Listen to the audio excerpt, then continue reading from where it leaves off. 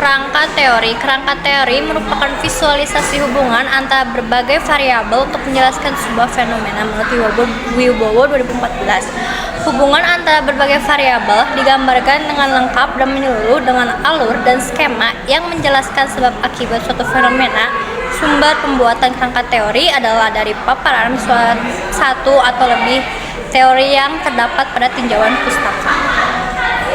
Nah, adapun menurut UMAS 1984, kerangka kerja teoritis adalah model konseptual yang menggambarkan hubungan di antara berbagai macam faktor yang telah diidentifikasi sebagai sesuatu hal yang penting bagi suatu masalah. Dengan kata lain, kerangka kerja teoritis membahas keterhubungan antara variabel yang dianggap terintegrasikan dalam dinamika situasi yang akan diteliti. Nah, melalui pengembangan kerangka kerja konseptual memungkinkan kita untuk menguji beberapa hubungan antar variabel sehingga kita dapat mempunyai pemahaman yang komprehensif atas masalah yang sedang kita teliti. Nah, seringkali kerangka teoritik dikenal dengan model karena model juga merupakan representasi dari hubungan antara konsep. Nah, di sini pun ada komponen dasar yang seharusnya ditampakkan dalam kerangka teori. Yang pertama itu ada variabel-variabel yang dianggap relevan untuk diteliti dan harus diidentifikasi secara jelas dan diberi label. Yang kedua itu penjelasan tentang bagaimana hubungan antara satu variabel dengan variabel lainnya. Yang ketiga itu penjelasan sifat hubungan antar variabel tersebut, yaitu kayak positif atau negatifnya. Yang keempat itu penyertaan diagram sebagai visualisasi agar pembaca lebih mempunyai gambaran. Nah, jadi si masalah penelitian ini berhasil dirumuskan dengan baik dengan langkah-langkah kajian yang ada dalam teori-teori yang relevan dengan variabel-variabel yang ada dalam penelitian. Nah, di sini pun ada dari langkah-langkah penyusunan kerangka teoritis dan pengajuan hipotesis yang dapat dibagi ke dalam kegiatan-kegiatan sebagai berikut yang dibagi menjadi 3 bagian. Yang pertama itu ada pengkajian mengenai teori-teori ilmiah yang akan dipergunakan dalam analisis. Yang kedua itu pembahasan mengenai penelitian-penelitian lain yang relevan. Yang ketiga itu menyusun kerangka berpikir dengan mempergunakan premis-premis sebagaimana yang terkandung dalam teori dan hasil penelitian tersebut dengan menyatakan secara tersurat pernyataan, postulat, asumsi, dan prinsip yang dipergunakan. Yang keempat dan terakhir itu ada perumusan hipotesis.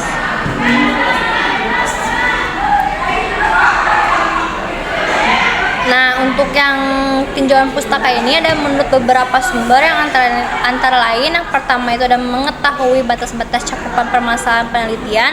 Yang kedua itu dapat menempatkan pertanyaan penelitian dari perspektif yang jelas dan komprehensif. Yang ketiga itu dapat membatasi pertanyaan penelitian yang diajukan dan menentukan konsep studi yang berkaitan erat dengan permasalahan.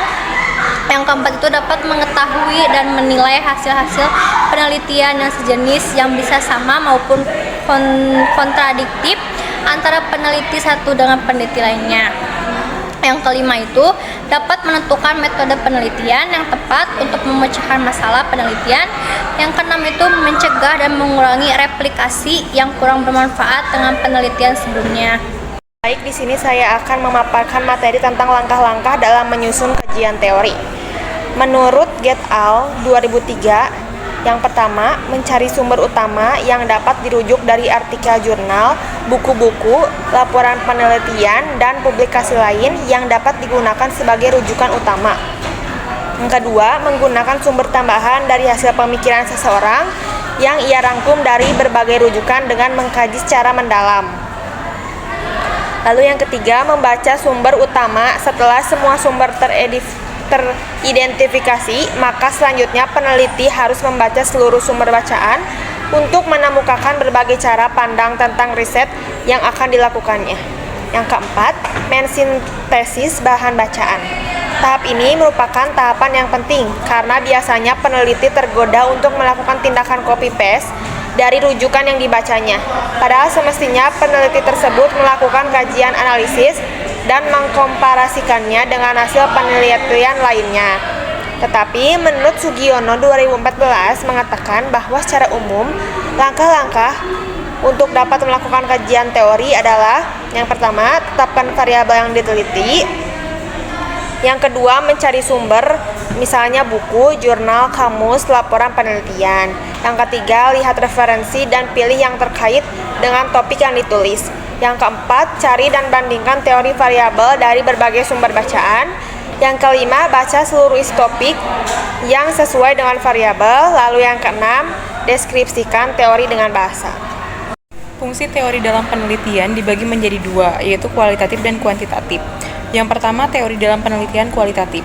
Teori dalam penelitian kualitatif, adapun teori yang digunakan dalam desain kualitatif berupa teori pola. Newman dan Kurzweil mengemukakan bahwa teori pola mengandung serangkaian konsep dan hubungan yang saling terkait, tetapi tidak mengharuskan pertanyaan sebab akibat, menggunakan perumpamaan atau analogi sehingga hubungan menjadi masuk akal. Konsep dan hubungan di dalam teori ini membentuk sistem ide yang memberi informasi bersifat rapat dan saling memperkuat. Nah, isi teori pola menunjukkan urutan tahap-tahap atau menghubungkan bagian-bagian secara keseluruhan. Nah, menurut Kurzweil juga dalam penelitian kualitatif, teori yang dipakai itu tidak digunakan untuk menguji atau membuktikan, tetapi dimulai dengan model induktif pemikiran. Sebuah teori dapat muncul selama pengumpulan data dan tahap-tahap analisa penelitian yang akan digunakan dalam proses penelitian sebagai perbandingan dengan teori lain. Nah, selanjutnya adalah teori dalam penelitian kuantitatif.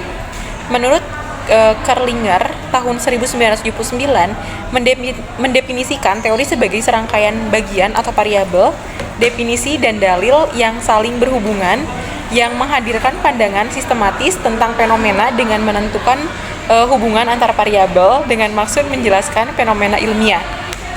Nah, kemudian di sini juga dikemukakan oleh Kurzweil yang menyatakan bahwa sebuah teori dapat dinyatakan sebagai serangkaian hipotesa pernyataan logis jika maka yang menjelaskan variabel bebas mempengaruhi variabel terikat.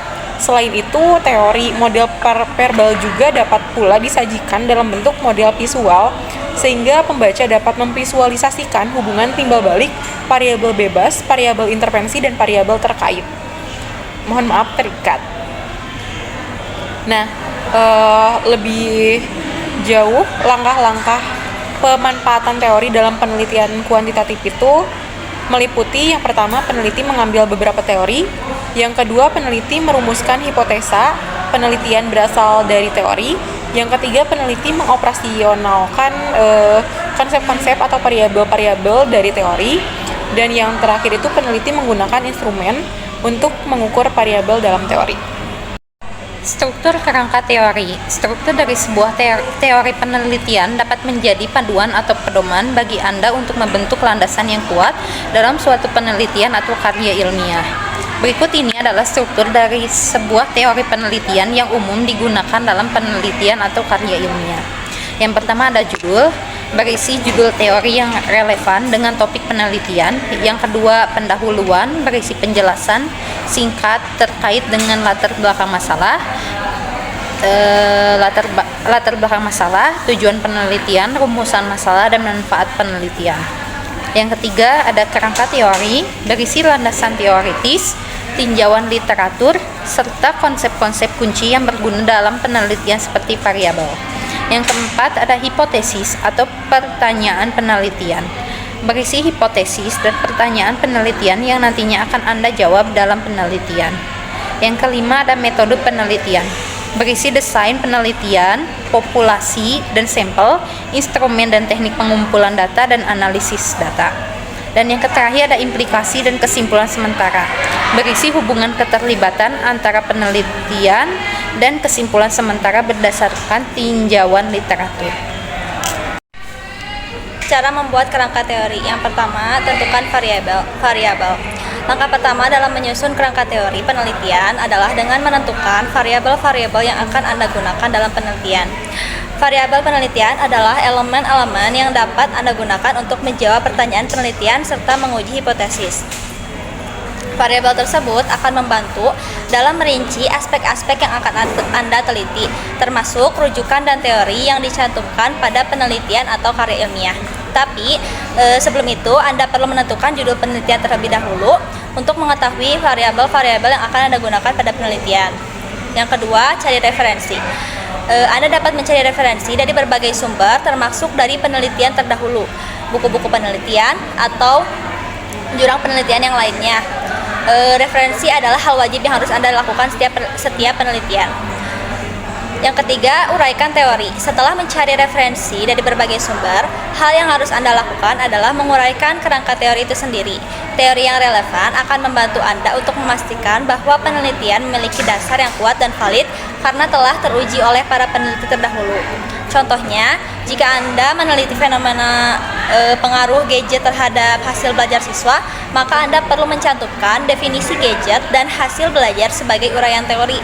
Dengan begitu, pembaca akan dapat memahami konteks dan keseluruhan isi atau pembahasan yang ada pada penelitian tersebut. Yang keempat, mengkaji teori. Langkah berikutnya adalah dengan mengkaji semua hasil penelitian dan teori yang telah Anda kumpulkan. Anda perlu memilih beberapa teori yang relevan dengan judul penelitian, sehingga penelitian menjadi valid karena didukung oleh teori yang kuat. Tidak semua teori dapat ditulis pada bab kajian teori karena bisa jadi teori akan saling bertumpukan satu sama lain.